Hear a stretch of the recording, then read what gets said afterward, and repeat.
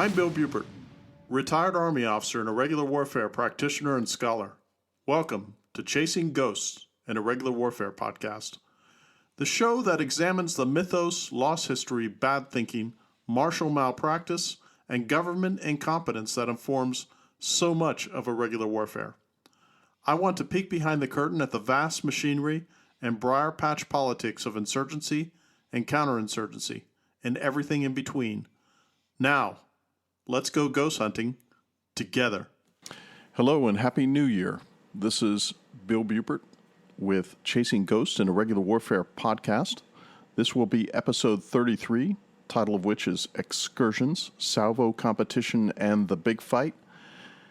Welcome to 2024, and we still don't have moon bases. I'm very disappointed. Nonetheless, an explanatory note. Why am I calling this Excursions? Well, what I've discovered, this being the 33rd episode of this podcast, which comes out on I hope a pretty regular fortnightly rhythm for my listeners, is I found that in the irregular warfare rubric, under the umbrella in which we've tackled subjects both historically and contemporary that deal with terrorism, counterterrorism, guerrilla warfare, unconventional warfare, special operations forces, all of those things that aren't quite conventional, all of those things that aren't quite the big war fight that so many military historians, to include myself, find so eternally fascinating.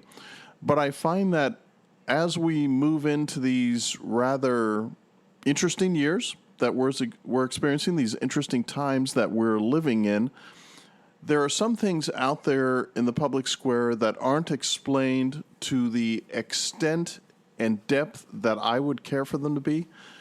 So that's why I'm taking today to introduce you to a new occasional series on here called Excursions. So whenever you tune into my podcast, and again, thank you to all the listeners who do so, and thank you especially to those listeners who continue not only to partake of what I put out, but also to have the kind commentary and questions and correspondence that I've experienced at cgpodcast@pm.me. That is cgpodcast@pm.me. So thanks for that. But the reason we're doing this is because I need to expand upon some things that aren't necessarily within the rubric of irregular warfare, but are important on a contextual and historical basis to further suss out and tease out why things happen in warfare the way that I do. A gentle reminder that warfare is probably the most significant and complex and chaotic clash between complex adaptive systems, two or more. Maybe it's going to be more because of allies and coalitions and forces, much like we saw during the Napoleonic Wars, where you had forces marshaling against the French that tended to be international in their nature, international coalitions, alliances. Of course, we can see this for thousands of years throughout martial conflicts on planet Earth, where this very thing would occur. I have become rather alarmed of late at not only the temper of the world, but I guess the temperature of the world as far as not heating up in a global warming fashion, and that's for a future episode, but heating up as far as warfare is concerned. I mentioned in a past podcast that prior to October 7th, when one looked at the map of the world in 2023, something very startling and alarming was occurring, and that was from the western edges of Mali in Africa. We traveled all the way to the India-Pakistan border, and we discovered that there was a band of civil war, conflict, and strife, and just warfare that was going on, with the exception of Egypt. That all changed on October 7th with the Gaza incursion by Hamas into Israel proper. And now what we're seeing in the past almost 3 months, isn't it, of warfare that has gone on. And things have not gone well, and now Egypt is in the fray.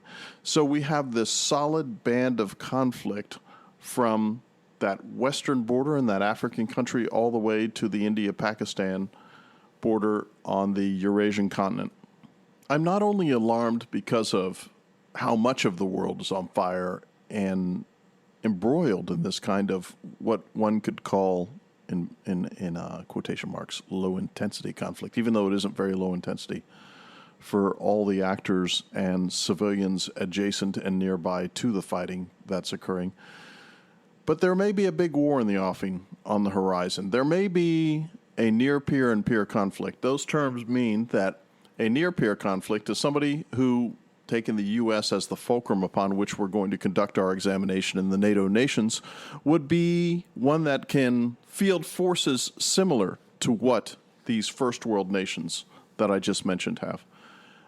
Peer nations would be ones like Russia and China, and India is an aspirant who one could consider, with certain exceptions, such as a nuclear submarine fleet, to be peers to the United States and parts of the West. Kurt Schlichter, a commentator that I really enjoy, has this chilling thing to observe upon, which I paraphrase, and he says that since the end of World War II and up until this point, humanity, planet-wide, has lived in a relatively peaceful era in which we don't know war on a large scale. And Schlichter's observation is, and I happen to agree with this, is that this is the exception to the rule in human history going back thousands of years. We are so blessed and fortunate to be in this period of time, which, by the way, may be coming to a close, in which we aren't actively involved in warfare on a global or regional basis that consumes the home front also. Now, because of the Atlantic and Pacific Oceans, and despite the warlike and war-making history of the United States, for the most part, it has been isolated with the exceptions of civil wars that have occurred on American soil, to be isolated from these, where the cities and our towns and our villages and everything like that are not subject to warfare. It's not like the 30 Years' War that racked Europe in the just after the Middle Ages. It isn't like any of that. We've never experienced that kind of thing. I'm afraid that may come to an end, whether it is civil war here in the United States or warfare that starts to be played out in one part of the world, starts to consume the remainder of the world. For instance, riffing off of what I was just talking about with the Napoleonic Wars, when the Napoleonic Wars ended on or about 1814 to 16, depending on where it was settled, on what part of the planet, because essentially, from a Western perspective, it was a European world war at that time. From 1815, extraordinarily enough, until 1914, the world was racked by war, but it was not racked by a world war. What we have in 1914 to 1918, and then that unpleasant interregnum between 1914 and 1932, when the Japanese invaded China and set all the pieces in place for the massive Pacific War that would unleash itself. And then, of course, the following year when Hitler takes power as a result of the very heavy-handed and sloppy handling of the denouement of World War I. There we have World War II. Neil Ferguson goes so far as to call the World War 1914 to 1945. I think there's things to be said for that. I would suggest to you that the war didn't end in 1945 because while we saw many colonial conflicts take place during the 19th century that I just mentioned, almost all of those conflicts after 1815 were colonial conflicts either between European powers or singular or allied European powers against indigenous forces on the Indian subcontinent, on Africa, South America, and other places like that, where they were consolidating colonial holdings, expanding colonial holdings. Then all of a sudden the world finds itself at war from 1914 to 1945, absolutely consumed in the largest conflagration of conflict in human history. 1945 comes around. There's a cessation of hostilities between all the major powers, but all of a sudden we see, as I have mentioned in previous episodes, all of these colonial holdings, which had taken hundreds of years to wrest from the indigenous populations, to be given to mostly European nations, allies, and cooperatives, start to spin out of control and lose themselves. And of course, by 1948 and 1949, for instance, we find that with the loss of the Indian Raj to the British Empire owns rocks like Pitcairn Island, Ascension, the Falklands, and that is probably the extent of their empire. Of course, we find by 1962, the French have lost their significant North African empire, even though we find that the British, the French, and all of these former colonial powers still dabble, as it were, in these countries and still screw around with their internal politics, conflicts that they have, conflagrations between them, whatever the case may be. These have all been what the Marines, when they published their little red book in the 1920s and 30s called the Small Wars Manual, which is basically a nice euphemism for neo-colonial warfare. We're not there anymore. I think that we are at the precipice. We are on the cliff's edge of once again finding ourselves in a world war that may consume us. And mind you, as an amateur historian, I don't have the hubris or arrogance to make predictions, but I do make forecasts. The distinction that I make between predictions and forecasts is that the evidentiary burden on forecasting is less. So here's my forecast, is that in the next 5 to 10 years, America, Europe, China, Russia will be embroiled in a planetary conflict that will go hot between first world nations. And all of it is eminently avoidable, but nonetheless, because of the nature of governance, the nature of governments, the nature of foreign policy that's practiced by the West, and the observation I made earlier, thank you, Kurt Schlichter, on conflict being the way of humanity and this tiny interregnum of peace that we're experiencing right now is coming to an end. That is the reason why I'm doing this particular podcast episode, in which I'm going to discuss something that's a little bit outside of my normal investigative portfolio of history, contemporary politics that consigns itself simply to irregular warfare, that rubric and that umbrella term and everything underneath it.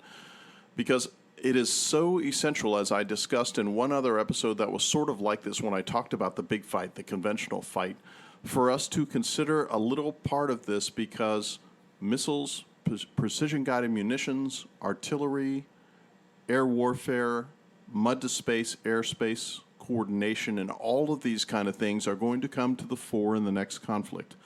Now, mind you, could the next conflict end in nuclear war? Any conflict between first world nations after 1945, in which so many nations have invested themselves with nuclear munitions, the possibility is always there. The probability is always dim, but the possibility is always there. But that is outside the constraints of this particular podcast. I might discuss that in the future. And with that proviso, I would also like to mention that when it comes to intercontinental ballistic missile defense, because we are going to discuss missile defense in this episode, that isn't necessarily on the menu today to discuss ICBMs or probably even IRBMs, which are intermediate range ballistic missiles. And these ballistic missiles tend to have several stages. And we're mostly talking about munitions that are either extraordinarily inexpensive, extraordinarily old, may not necessarily have the precision guidance systems that you have with the latest generations, but we're seeing them be deployed on battlefields planet-wide, everywhere from Yemen to Ukraine and everywhere in between. Before we get started, I wanted to sing hosannas to one Lester W. Grau. I have mentioned him before. He works at the Foreign Military Studies Office, retired from the U.S. Army as a lieutenant colonel in 1992. He is a Russian speaker, and he is part of the inspiration not only for this particular episode, but I think I may have mentioned an episode or two before, where he is an inspiration for this podcast. I mentioned what he did for me in Afghanistan. If you're interested in what that small anecdote was, go ahead and listen to the older podcast. You'll probably be able to dig it out. He is a national treasure. He's such a terrific analyst, and in 2018, he and Charles Bartels wrote something called The Russian Reconnaissance Fire Complex Comes of Age, May 2018. I urge all of my listeners to get a hold of this 18-page PDF. Read it, absorb it, keep it, because this is a key to understanding how the Russians have defeated 3 entire Ukrainian armies in the space of less than 24 months in the current conflagration that's going on over there in their Near East. Now, I bring up Lester because he's really an exception to the rule among the analysts that I'm exposed to in the government community, because he came to my attention in the late 90s with a book that he wrote called The Bear Went Over the Mountain: Soviet Combat Tactics in Afghanistan, which and it was a translation of a study by the Soviet Runts Military Academy. This was published in 1996. The Other Side of the Mountain: Mujahideen Tactics in the Soviet-Afghan War. He co-authored that with Jalili, and that was published in 1998. These 2 books, here we are, a mere 4 years before America's entry, its ill-fated entry into Afghanistan. And he sort of laid out all the reasons why we shouldn't go in there. Now, he didn't state that explicitly, but he provided all the evidence for the informed reader to look at to say, man, this would be a really bad place for a first world nation to go and fight. Now, he's written a number of other books that I found really good. Operation Anaconda. He's done books on, one that was really amusing was the Red Army Do-It-Yourself Nazi-Bashing Guerrilla Warfare Manual. And that's a lot of fun. That one was published, I think, in 2011. May have been earlier than that. He's written on the Soviet-Afghan War. You'll find, they say 100 articles. I think he's written more than that. FMSO, scattered all over the place. I love his incisive commentary. I love his observations. The fact that he is a Russian speaker, and he just brings a level of sobriety and intellectual heft to the discussion that you rarely find in other observers, especially of the contemporary Russian-Ukraine conflict. So, Lester, my hat's off to you. So, salvo, 2-syllable word. What the hell does that mean? We all, I think, may be acquainted, especially my military listeners, with what a salvo is. It's either a one-way or two-way or possibly 3 or more way exchange of munitions. That's what it tends to be. Now, as an amateur navalist of sorts and someone who has a considerable library, I got out Salvo, Classic Naval Gun Actions by Bernard Edwards for me to introduce you to what the concept is of this, because this is not a episode necessarily that is devoted to Navy salvo action, but I do think that at the core, at the bottom, at the beginning, the very best way for me to describe to you what a salvo competition is to describe to you what a salvo is. Now, let's recall that much like fighting sail, in which you had sophisticated sailing machines, probably the most sophisticated engineering technology of their age, fighting sail, which is ships, military ships with sails maneuvering against one another. All of us are probably familiar with the legendary conflict at Trafalgar in which Nelson defeated the French Navy and other such things. Now, when we examine that, much like the crossbow and much like the longbow, we find that as military instrumentalities and modalities, these didn't last very long in the human scale of things. Fighting sail probably saw maybe a 200-year interregnum before it was overwhelmed by the new shipbuilding and technology that occurred after the middle of the 19th century. Because what we have in 1869 with the HMS Captain commissioned by the Royal Navy is the first turreted gun that was on a naval ship. Now, why is a turret important? It's important because if you don't have a turret, when you are playing three-dimensional chess on the ocean with another, well, maybe a number of naval combatants who have the same technology as you, maneuvering in space and time to get the axis of that gun correct to send and lob those munitions against the ships that you're trying to damage or sink is going to demand that not only do you maneuver the ship, but you have a maneuverability that exceeds the speed of maneuverability of the ship, which the turreted cannon gives us in 2 dimensions of space. By turning it around 270 degrees, of course, one would want to turn a turret on a ship 360 degrees because you could blow your own superstructure away, hence the 270 degrees. And, of course, the axis from lower to upper, wherein one can raise or lower the gun in this rotating turret in the second dimension that these munitions are lobbed in order to get the parabola you need to send it on its not-so-straight course to end up in the ship or near the ship to maim or damage or sink that ship. And remember what I said about these brief interregnums, because the supremacy, if one may say that, when it comes to naval gun action came around from the 1870s and ended in World War II. And what I'm speaking to here is gun actions that throw dumb shells, no matter how sophisticated the warhead may be, but they're dumb shells that come out of these ships in order to engage. I wanted to quote from Salvo Classic Naval Gun Actions by Bernard Edwards, and he says, quote, "The surface warship with ever-increasing firepower ruled the waves until well into the Second World War, surmounting even the deadly menace of the submarine-launched torpedo. Then, as the year 1941 drew to a close, came the first real indication that the end of many centuries of broadsides and salvos was at hand. On 10 December, the 36,700-ton British battleship Prince of Wales, said to be the finest of her kind afloat, and her consort, the 32,000-ton battlecruiser Repulse, mounted between them 6 15-inch, 10 14-inch, 16 5.25-inch, and 20 4-inch guns, were both sunk in less than an hour by Japanese naval aviation. Their big guns were powerless against attack from the air."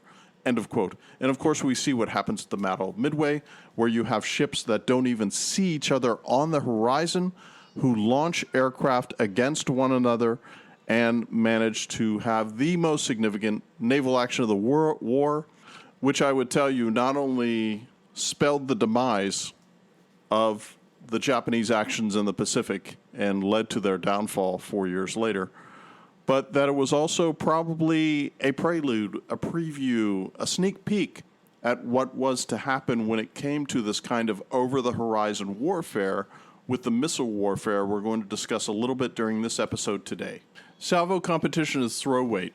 The amount of iron, maybe even precision-guided iron, but not only precision-guided iron, because we know that Joseph Stalin, paraphrasing, said, "Quantity has a quality all its own." The Germans would discover during their prosecution of the conflict after Barbarossa entered Russia in 1941, that had a very morbid quality all its own that would lead to their defeat by April 1945 in World War II. So the Center for Security and Budgetary Analysis, which I would commend all of my listeners to pay attention to, with a grain of salt, as I do with all of these kind of things, but nonetheless, they have some really good qualitative and quantitative analysis out there. They talk about salvo competition. Quote, "The first step towards achieving this objective is to frame the challenge as a salvo competition between adversaries that each have mature capabilities to attack with hundreds and possibly thousands of guided weapons instead of a small number of ballistic missiles." End of quote. Now, mind you, it reads guided weapons, and it does read to the exclusion of ballistic missiles, because as most of us would know, and this is the way we're going to frame our discussion today, is that ballistic missile defense and such, we do have those in THAADs and various very low-density numbers of munitions capable of intercepting inbound ICBMs against the homeland, for instance. That is not quite the case for the hundreds of U.S. bases that are either naval or military planet-wide. They usually don't have those kind of either point defenses or area defenses, but nonetheless, it's outside the reach of what we're discussing today. So we're going to confine ourselves to salvo competition with less than ICBM and less than IRBM. Examples would be what we've been seeing in the Ukraine, what we've been seeing with the Houthi rebels in Yemen, what we've been seeing probably for the last 20 years in the occasional conflicts that do occur, where you have martial competitors lobbing stuff at each other. And let me tell you why the United States, as a global hegemon and not a regional hegemon, has an opening out of the gate disadvantage in all of this, is because as a global hegemon with realistic, some would say unrealistic, constraints on the defense budget and the arms budget and the military budget and all of its associated verities in the NATO countries and such, it has to make sure that it is ready at any time on a planetary basis to service and address threats that are posed against it, either that it has intelligence on or seems to be surprised by. Which brings us to my conclusion as to why Russia and China, as regional hegemons, only seemingly concerned with, for the most part, their contiguous borders. When it comes to military power and hard power, they are able to concentrate, focus, and one could say obsess on layered defenses. And all defenses, by the way, have offensive capabilities baked into them. Otherwise, they wouldn't be defenses because they wouldn't be able to service inbound targets if they didn't have that capability in the first place. Not only do these regional hegemons have the mud-to-space capability of ISR intelligence, surveillance, and reconnaissance, whether air-breathing or not air-breathing, as far as the means by which they would detect things and queue on to things that are maybe inbound or prosecuting within the conflict zone that they happen to be on. But they have both been able to develop systems that allow them to prosecute inbound munitions. Now, let's tease this out a little bit and what this means. You have sensors, which are going to be radar modalities, could be ISR assets, could be very large UAVs, could be smaller UAVs, could be swarms of them, could be localized, could be regional. They could be queued to certain areas because there's an expectation due to the acquisition of actionable intelligence that something is happening there. And as a result of the queuing, they are able to use that queuing in a broad field to maybe detect things within that span of time or area in which they would make a declaration. Now, what this means in prosecution terms is that queuing would tell you that from an intelligence standpoint, we're expecting inbound munitions in this area. So you would take sensor assets, focus them there, and then through the queuing, you would start to detect things. Now, detect is quite a bit different from declaration because detection is, well, we've got something out there. Declaration is it friendly? Is it a threat? Is it neutral? Is it an airline? Is it something that's not harmful if it happens to enter the airspace of a particular nation state? And here is where the real sophistication has to be in place in order for these nation states or allies and coalition states to prosecute these. You have to have what the U.S. would call a battle command management system. You have to have a system that matches those sensors I just described to effectors, which would be the munitions themselves, in order to prosecute either inbound munitions or, in the case of a war against a country in which one is lobbing munitions at them, you are sending them in a rational way in which they're going to hit targets that you have in your target deck that are going to affect the conduct of the war on your opponent's part and reduce their capability to be militarily effective. What all that word salad means is that to paraphrase Nathan Bedford Forrest from the American Civil War, or the war between the states, you want to get there the fastest with the mostest. And what he means by fastest with the mostest in his very elegant 19th century argot is that I want to make sure that I select the munition from my available magazine that will most effectively and in the soonest fashion prosecute, service, neutralize, and destroy the target that it is being sent against. That's all that means. What you find is that when you look at the West, they have been going through iteration after iteration after iteration of what the Russians refer to as a strike reconnaissance complex. Now, that is not a phraseology that's employed very often in the West, but I think it's the most I think it's the best descriptor of what one is trying to achieve in both the defensive and the offensive. In this case, we've just discussed sensors and effectors. We know what those are.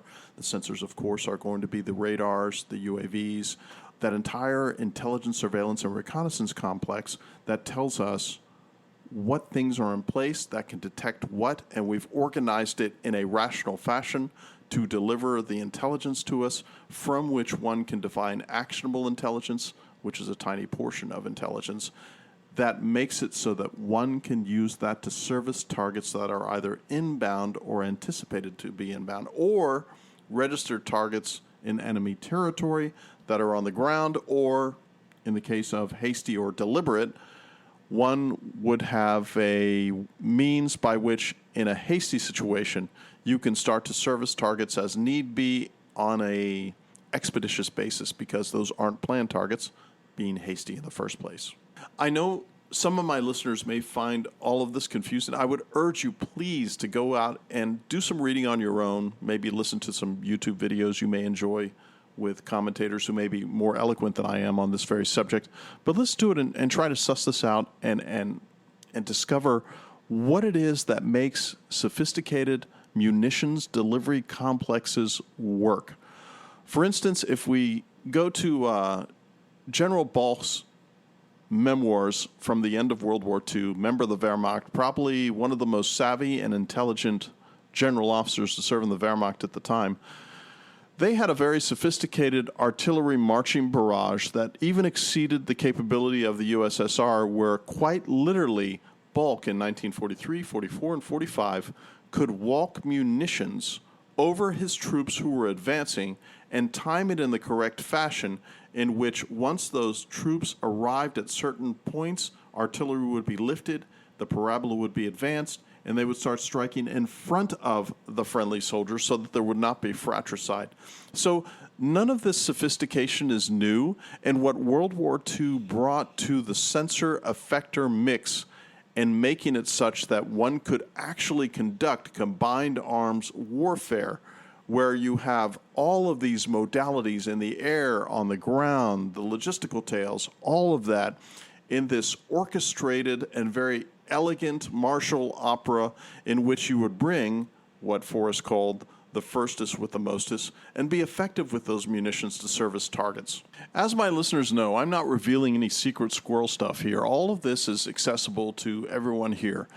And what I'm about to say is sheer speculation on my part, and I would love for listeners within the classification purviews that we would allow in the common discourse that we have here in America, outside of the august halls of government facilities and MIC facilities. The Chinese and the Russians and some others take actual homeland defense very seriously. What we have when one examines the Chinese coast from an anti-access and access denial of their particular coastline, in this case, the coastline in front of which is the second and third island chains, and the Philippines in the south all the way up to Korea and everything in between that is on the periphery of their contiguous ocean.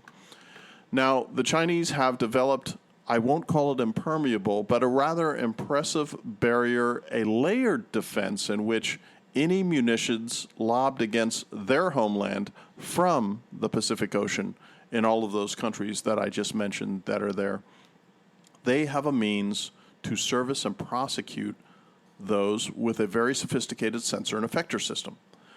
Now, I mentioned earlier that that may not be the case for United States facilities in the Pacific. Whatever hazard they are in, that is something to be examined. But let's suppose, and the Russians, by the way, have a very sophisticated defense on their eastern perimeter because of NATO since 1991, and the impressive NATO blob that has marched ever eastward in spite of bloviations to the contrary since 1991, leading inevitably and, to me, not surprisingly, to the conflict that we have in Ukraine today. I don't think Red Dawn or some kind of invasion can occur here in the United States, even if the United States were to find itself embroiled in a two-way, three-way, four-way civil war within the borders below Canada and above Mexico, and all of a sudden we've got 1860 to 1865 all over again. Or, might I say, 1775 to 1783 all over again, which was simply a Civil War divorce proceeding from London. So whatever the circumstances may be that puts the United States in danger, whether it's this possible civil war that could occur, or maybe there are antagonists out there who decide that it is time to threaten the United States West Coast, for instance, with munitions, missiles, PGMs, whatever the case may be, whatever that delivery system may be, less IRBMs and ICBMs. So let's suppose in the improbable future, 5, 10, 15 years from now, this occurs, and the United States, the Pentagon, and the federal government has to mount a defense of the West Coast. You took every Patriot battery, every HIMARS, THAAD, which isn't quite appropriate for defending against these less IRBMs and ICBMs, and they're in very low density as far as the number that we have on hand in the inventory. Took all of those, I'll bet we'd be lucky to be able to defend San Diego County, much less the entirety of the West Coast. Now, again, a few moments ago, I spoke about China, and China has invested heavily in having a fairly non-permeable, non-permissive environment for Western munitions to enter their country on their East Coast. Same may be said when I start to get into the Russian strike reconnaissance complex that we're going to talk about a little later on. When you look at these things, what you discover is that we simply don't have the means to defend ourselves against this in the coming Salvo competition. Now, of course, this is a Salvo competition against what I would categorize as an unlikely threat. Because if one were to posit that, oh no, look, all of a sudden it's Red Dawn in the United States, and we've seen a number of movies and books and essays and articles, and the Atlantic Council has talked about this, where there's a veritable military invasion of the United States. I always hesitate to even think those are reality, because imagine this. What strategic sea lift or airlift does China have, or even Russia have, in which they can establish a beachhead, a contested beachhead in the United States? They can capture that beachhead, keep it, spread that lodgment, use that as a point of debarkation for munitions, logistics, more troops, follow-on forces, that kind of thing. To me, it's rather fanciful, and I think it's very science fiction-esque as far as that's happening. So I'm not even positing that there's going to be an invasion, but that doesn't mean that there can't be missile strikes on the American homeland proper, or what we've discovered, for instance, with nuclear weapons and such. You got a Ford F-350 or F-450, and you're able to get into the United States somehow. Maybe even you can use a cargo container at the port of L.A. from which one can use that, or you can use a very large liquid propane or liquid natural gas ship as an explosive entity. I mean, any one or a number of these things could happen. Now, what would missile defense do for the things that I just delineated? Probably not much. But nonetheless, if the Department of Defense, if the D means anything in that moniker for that rather large organization, they haven't done much for the homeland. And I know there's a Department of Homeland Security, but then again, they haven't done much for homeland defense. Now, as you can imagine, this has a lot to do with Salvo equations. And I promise you, we're not doing math on air, so don't tune out just now. The Salvo model of modern missile combat was first fully articulated in print by their primary developer. So at the Naval Postgraduate School, there was a professor, Captain Wayne P. Hughes, U.S. Navy, who retired in 1995. The product of Hughes' research into pulsed combat actions from the Second World War through the advent of the cruise missile age, the Salvo equations have since become a standard method of understanding a cruise missile combat in the 21st century. In this case, when we're discussing cruise missiles, what we're talking about is missiles that you've seen in the movies probably that have wings, mostly subsonic, some supersonic, but mostly subsonic, and they're able to steer, and they're able to maneuver, and they're able to go wave top or high altitude or whatever the case may be.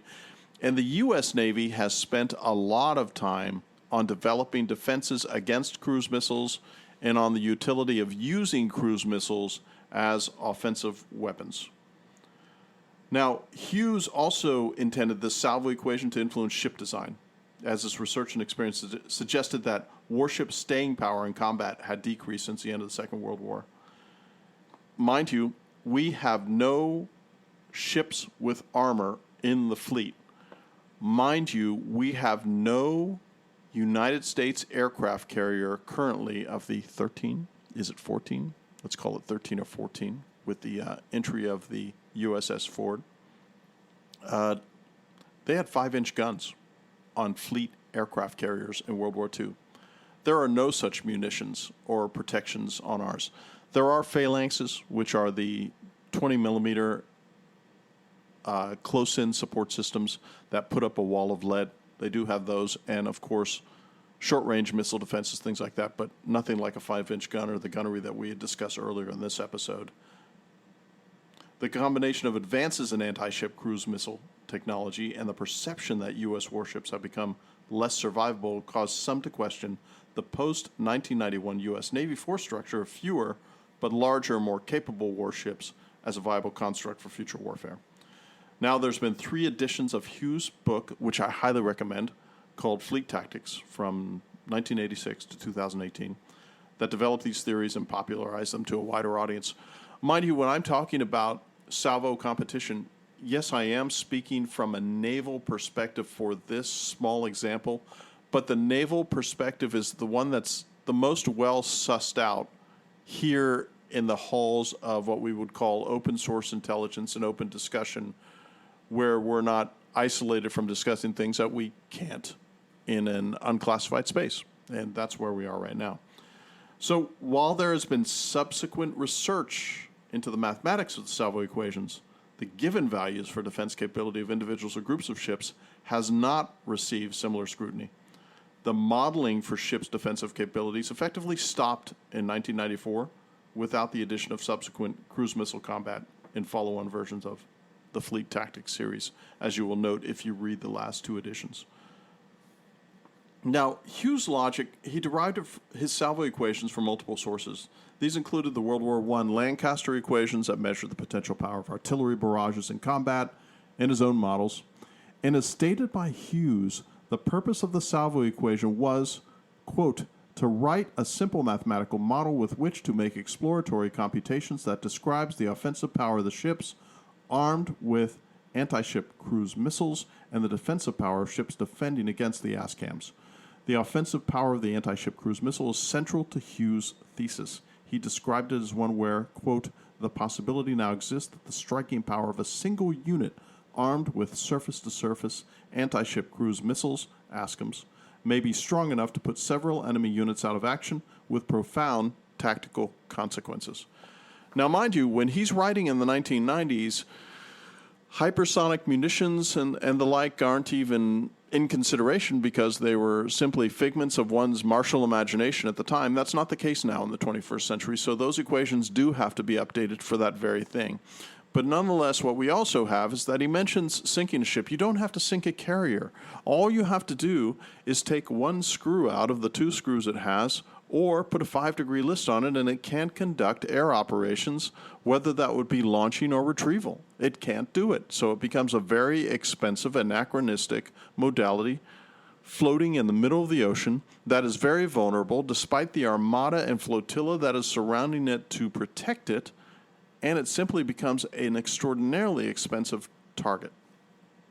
A slight excursion on my Excursions episode.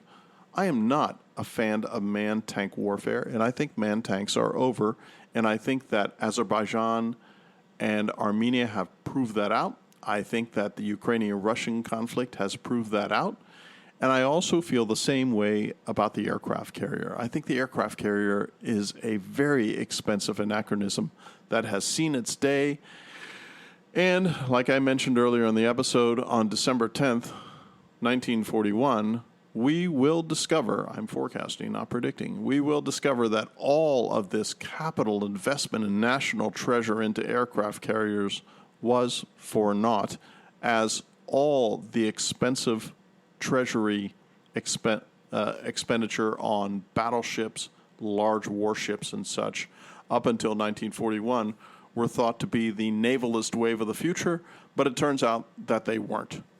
The United States Navy is in an existential hazard for a variety of reasons, all of which I won't cover in this particular episode because it would take me several episodes to cover everything from bad training, the corruption of professional military education, the emphasis on things that have nothing to do with warfighting, the construction of ships that seem to have no concept of operations or concept employment in the concepts and requirements stage of development even entertained or contemplated and seem to be put out there, and they're just hoping against hope that these will work despite the fact that they didn't wargame them against potential threats that were just over the horizon 5 to 10 years from now.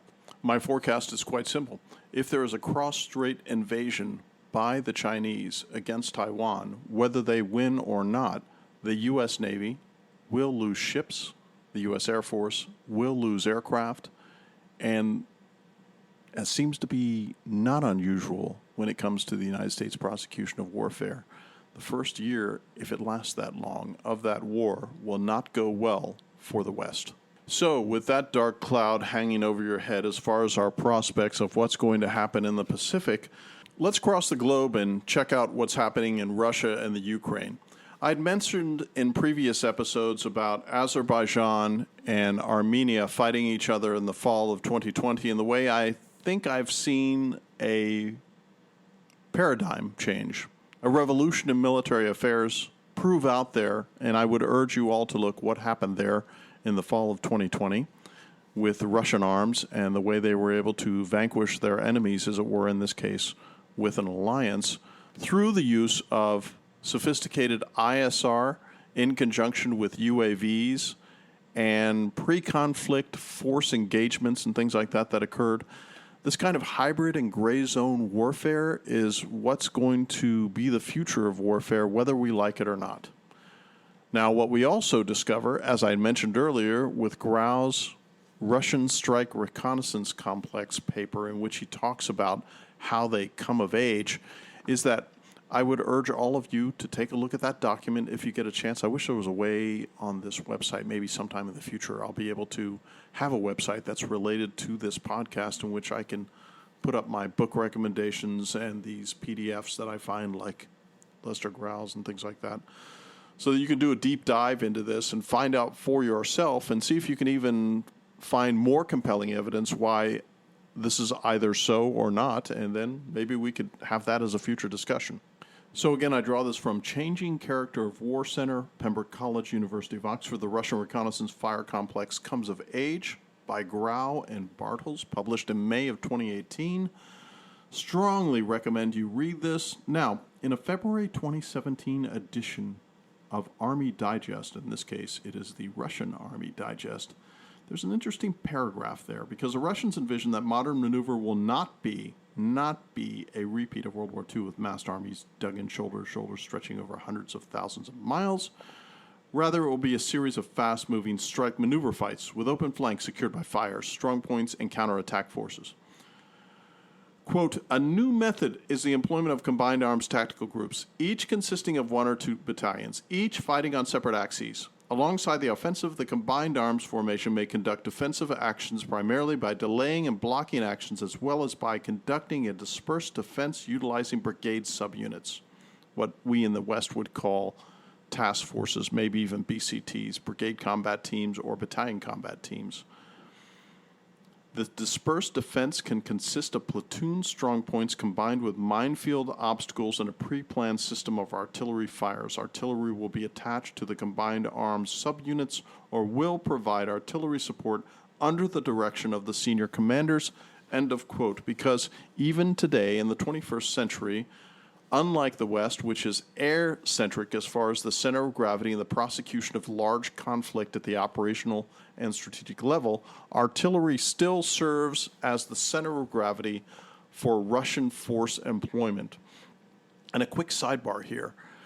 Having been raised and spent almost a quarter century in uniform in the United States Army, what I find is that there is almost a slapdash or ill-informed dismissal of Russian arms and Russian arms effectiveness.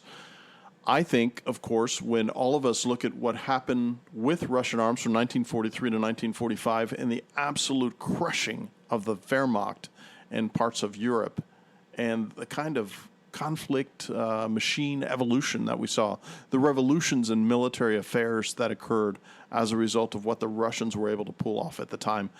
When we look at the post-World War II environment, we were always taught this kind of what I consider being a pretty idiotic bias. Say, oh, the Soviet doctrine, the Soviet way of war and stuff, it just doesn't work. It's centrally planned. It doesn't pan out very well and isn't very successful. Mind you, I would while we haven't seen until this special military operation in the Ukraine, Russian forces at work against their enemies and large Russian formations. And I'm pretty impressed by what I've seen in the Ukraine in the last 24 months as far as the Russian way of war. One can look at Korea, and if you look at 1951, when the Chinese invaded using Soviet doctrine, for 18 months they bested U.S. arms, and in this case UN arms, because it was an allied and coalition force of Western nations that went in there to stop the communist offensive on the North Korean peninsula.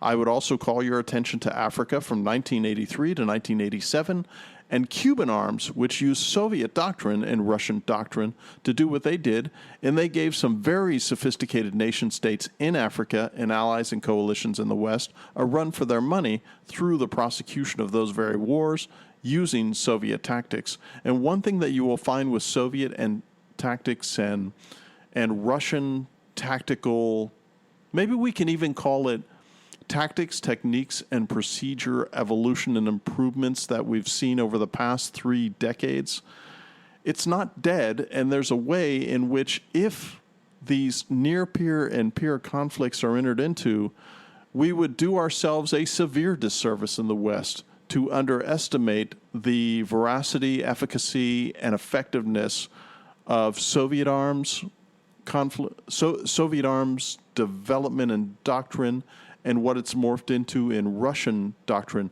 and what has bled into Chinese doctrine, because there are things to pay attention to. Back to Grau's document, he does a really good sort of data dump of what are some of the conclusions of this new Russian strike reconnaissance complex. And he has a list here, and I want to draw from this list. And what it says is, analysis of limited wars, the Soviet war in Afghanistan, combat in Chechnya, the fighting in Syria. He mentions those, but of course we also know that there's the Russian combat, because of when he wrote this, he wasn't aware of the combat that occurred in the Armenian, Azerbaijan, Nagorno-Karabakh debacle in the fall of 2020.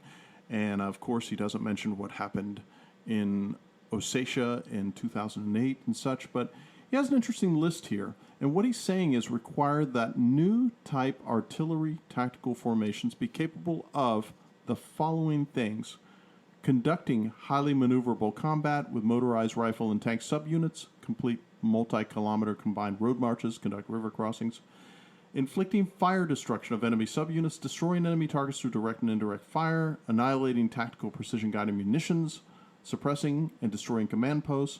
And he goes on, conducting counter-battery fire, all of these things. And all of these things, by the way, you will find that if you go to Fort Sill and you go to the artillery school, you'll get a lot of head nods, north and south, who will say, yea and verily, yeah, this is exactly what we need to do. Well, at least what we have here, and again, I think it's because of Russia's advantage as a regional hegemon instead of a global hegemon, where they can devote the resources and limited budget that they have, because Russia, of course, has maybe, I'd say, 1/10, if not less, of the budget of the United States that it puts into defense and the military. Now, they seem to be using their money well, as demonstrated in the Ukraine. If you're paying attention, especially if you're listening to Colonel Douglas Macgregor, who I think is probably one of the more sober, savvy, and militarily informed observers of the conflict that's going on over there, and by extension, the conflict that has emerged after October 7th between Gaza and Israel, and the rifts and the rippling of conflict that is causing in the Middle East. I'd mentioned earlier that band of conflict from the western border of Mali all the way to India and Pakistan.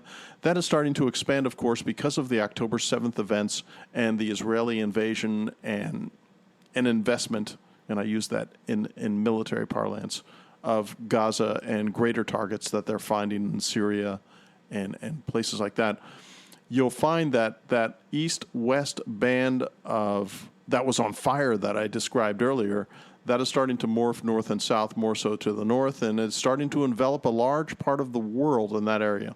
The U.S. Navy a while back had what I thought was a really silly notion. It's something that they called distributed lethality.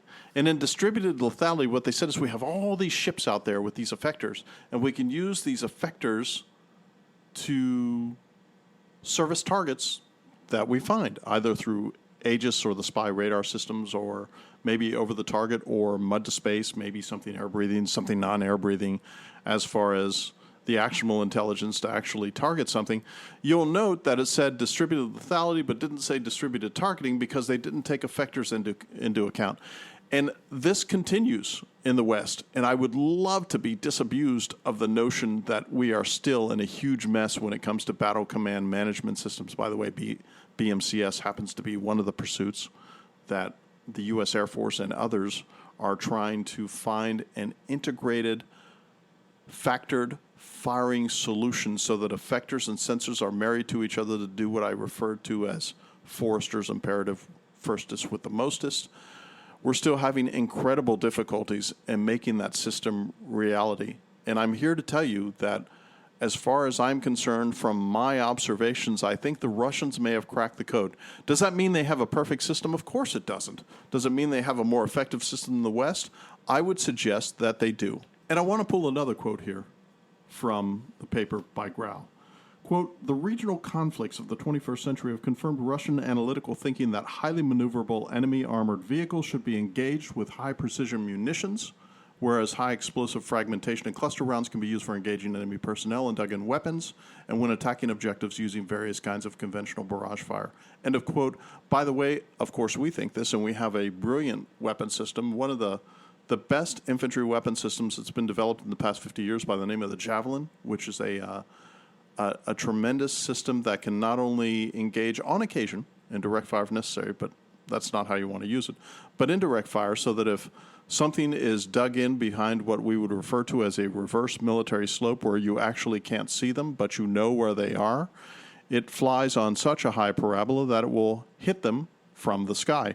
Also, we noticed that the Javelin was designed so that it would hit the thinnest skin of any armored vehicle out there, or an infantry fighting vehicle, AFV, whatever the case may be, which is going to be the rooftop elements or the top elements of that armored infrastructure. Quote, "Russian artillery units will expend far more conventional rounds than expensive high-precision rounds. Massed conventional artillery fires achieve a mathematically determined guarantee of desired target destruction while producing psychic terror." End quote. Wow. Yes, that is the case. Again, Stalin, quantity has a quality all its own. High precision rounds will be used in reconnaissance strike systems, but there will be a choice between high precision and conventional rounds. End of quote. And of course, that choice is because conventional rounds are so much more inexpensive. And in the Salvo competition that we are going to encounter in the future with near peer and peer competitors, the simpler weapon systems, the cheaper weapon systems will indeed have a quality all their own. If you concentrate all of your weapons development on these exquisite, extraordinarily expensive, very capable systems and very few numbers, it will not end well. Exhibit A would be the Tiger tank during World War II.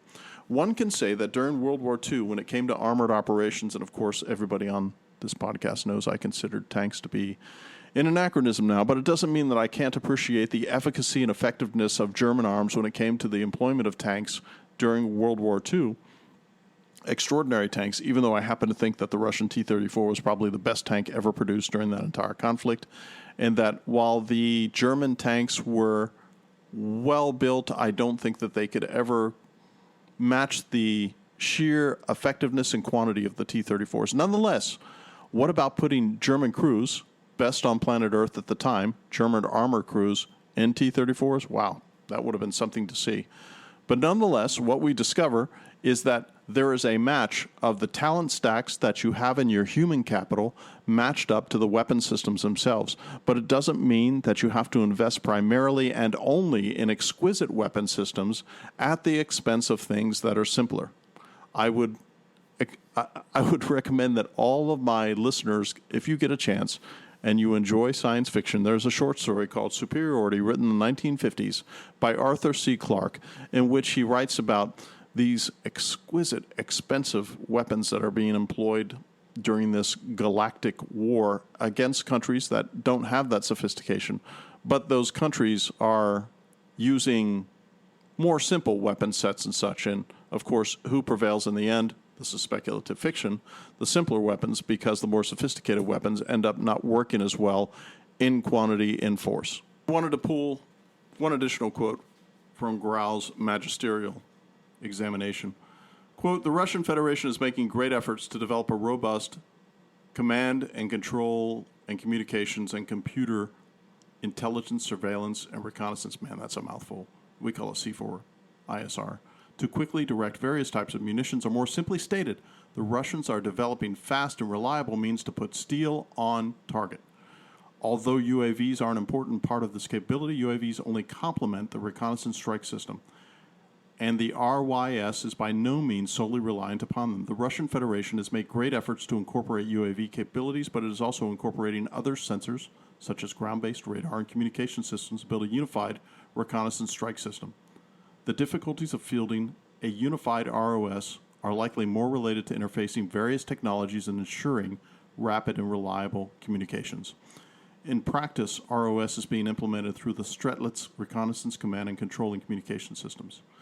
If Strelitz truly functions as described, the Russian armed forces will need only one system to rapidly task fires at all level of battle, from frontline artillery to deep strike aviation, through rear area missile strikes, truly fielding a unified Russian reconnaissance system. End of quote. I want to draw out a phraseology in there that if I burn anything into your brain, my loyal listeners, of what you've listened to after I bloviated now for almost an hour, is that they're trying to have one system to rapidly task fires at all levels of battle. I repeat, one system to rapidly task fires at all levels of battle. This is what will win, maybe contribute to the win, among a variety of factors. The near-peer and peer competition that we're all going to face in the future, whether we like it or not. And remember, historically, all wars are won by the least incompetent force, and that all wars are predicted to be over in 2 weeks. And we all know that won't be the case. I am loath to make these forecasts, and I am loath to be so pessimistic about the forces of the West. But we've made our own bed, and we built our own nest. And artillery isn't the king of the battlefield. Murphy's Law is. All hail Murphy Rex. Thanks for listening. I'd love to hear from you. If you happen to want to correspond with me, that would be cgpodcast@pm.me. That is cgpodcast@pm.me. Whatever your vendor is, Spotify, Amazon, Audible, whatever the case may be, I would be much obliged if you left a review on there and let folks know about this podcast, what you think, and pass it on to your friends. This is Bill, out.